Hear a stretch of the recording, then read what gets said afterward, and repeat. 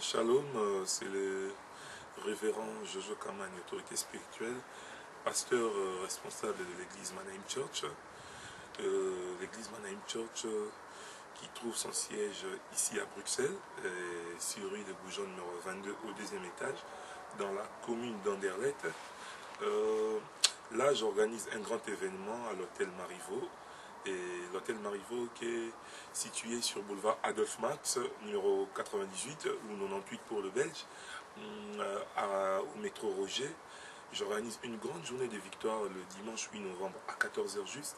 Mais cette grande journée de victoire sera précédée par deux grandes journées de gloire qui auront lieu à l'église, au sein même de l'église dans le temple, c'est-à-dire le vendredi le vendredi 6 novembre ainsi que le samedi 7 novembre. Nous aurons deux journées de gloire à l'église. Pourquoi nous disons journée de gloire? Pourquoi nous ne disons pas journée de miracles? Pourquoi nous ne disons pas journée de prospérité? Parce que j'ai compris une chose, au-delà de l'onction, au-delà de toute manifestation de l'esprit, au-delà de la prophétie, il y a la gloire de Dieu qui prime. Parce que dans la gloire de Dieu, il y a tout. Dans la gloire, il y a les miracles. Dans la gloire, il y a les mariages. Dans la gloire, il y a la prospérité. Dans la gloire, il y a tout ce que l'homme peut aspirer, recevoir de l'éternel. Parce que la gloire de Dieu renferme toute bonne chose. Parce que la gloire de Dieu, quand elle se manifeste dans la vie d'une personne, la vie de la personne, excusez-moi, change. Parce que quand la gloire de Dieu était vue dans la vie d'Élisée, les fils des prophètes qui autrefois méprisaient Élisée, quand ils ont vu cette gloire se manifester dans la vie d'Élisée, ils se sont soumis à Élisée comme serviteur. Ce n'est pas Élisée qui leur a demandé de devenir ses serviteurs, mais c'est à cause de la gloire de Dieu qu'ils ont vu dans la vie d'Élisée. Cette gloire leur a obligé de se soumettre à Élisée comme son serviteur. Et cette gloire leur a frappé de leur propre conscience. Vous devez comprendre une chose, quand la gloire de Dieu sera manifeste dans ta vie, tes ennemis seront frappés par leur propre conscience. Même ceux qui te boudent aujourd'hui, même ceux qui te négligent aujourd'hui, quand cette gloire va se manifester dans ta vie, ces personnes viendront te saluer avec une courbée de 90 degrés. Parce que la gloire oblige à nos ennemis de se prosterner devant nous. La gloire de Dieu oblige à ceux qui nous critiquent aujourd'hui demain à devenir nos véritables fans. Parce que voilà pourquoi nous appelons journée de gloire. La gloire de Dieu est très importante. Frère, nous devons aspirer, vivre cette manifestation de la gloire de Dieu dans nos vies. Nous devons aspirer, vivre cette gloire dans tout ce que nous ferons. Parce que quand la gloire éclate, les choses, les portes s'ouvrent. Les portes qui étaient fermées autrefois s'ouvrent automatiquement. Quand la gloire de Dieu éclate, les gens comprennent que Dieu est avec cet homme.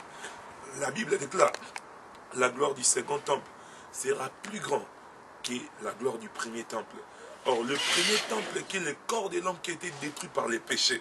Le premier temple qui est le corps qui a été corrompu par les péchés. Or, le second temple dont la Bible nous parle, c'est de l'homme, de la personne qui est régénérée en Christ et Jésus-Christ. C'est ce second temple dont la Bible nous parle. Or, la gloire que nous devons vivre doit être plus grande que la gloire qu'ont vécu nos précédents, nos ancêtres dans la foi. Nous devons vivre une véritable gloire. Une gloire qui va mettre l'ennemi mal à l'aise dans nos vies. Une gloire qui va étouffer l'ennemi près de nous. Une gloire qui va faire que ceux qui avaient un avis défavorable à notre égard, ceux qui avaient des critiques sous leurs lèvres à notre égard, que ces personnes puissent changer d'avis, parce que la gloire de Dieu va se manifester. Voilà pourquoi vendredi et samedi, nous allons vivre des journées de gloire avec des éminents hommes de Dieu qui viendront de partout. Mais le dimanche, c'est le grand rendez-vous, c'est la journée des victoires. C'est la journée des victoires. Nous devons vivre la victoire de Dieu.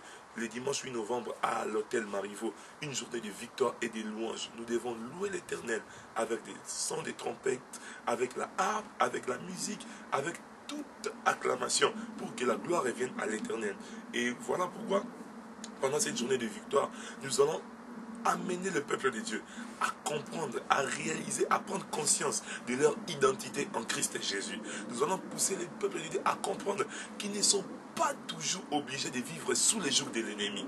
Nous devons vivre la victoire dans tout ce que nous faisons. Nous devons vivre dans la victoire parce que Dieu, le Dieu qui nous a appelés, nous a déjà donné la victoire. Alors pourquoi nous devons vivre dans les échecs? Si c'est lui qui nous a appelés, nous a déjà donné cette victoire à la croix il y a plus de 2000 ans.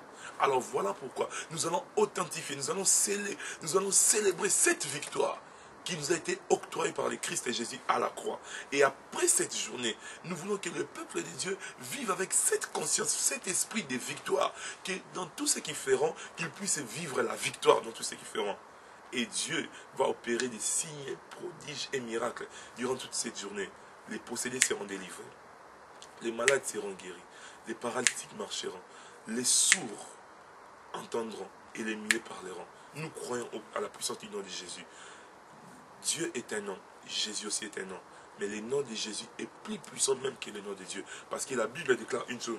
C'est pour cela Dieu l'a souverainement élevé. Il a donné un nom au-dessus de tout nom. C'est-à-dire, Dieu a donné au nom de Jésus la puissance même sur son propre nom. Et Dieu l'a donné un nom au-dessus de tout nom. Afin qu'au nom de Jésus, tout genou fléchisse et que toute langue confesse qu'il est Seigneur. La maladie est un nom. La pauvreté est un nom. Le célibat est un nom. La sorcellerie est un nom. Les blocages est un nom. La stérilité est un nom. L'envoûtement est un nom. Mais il y a un nom au-dessus de toutes ces choses, qui est le nom de Jésus. Et nous croyons que le dimanche 8 novembre, tous ces noms-là vont fléchir devant le nom de celui qui a vaincu la mort, de celui qui a accepté la mort honteuse pour que nous, aujourd'hui, nous soyons un peuple qui vivons dans la victoire. Alors, ces noms, comme il est au-dessus de tous ces noms, le nom de Jésus va prouver par des véritables signes, prodiges et miracles qu'il est au-dessus de tout nom. Que Dieu vous bénisse, peuple de Dieu.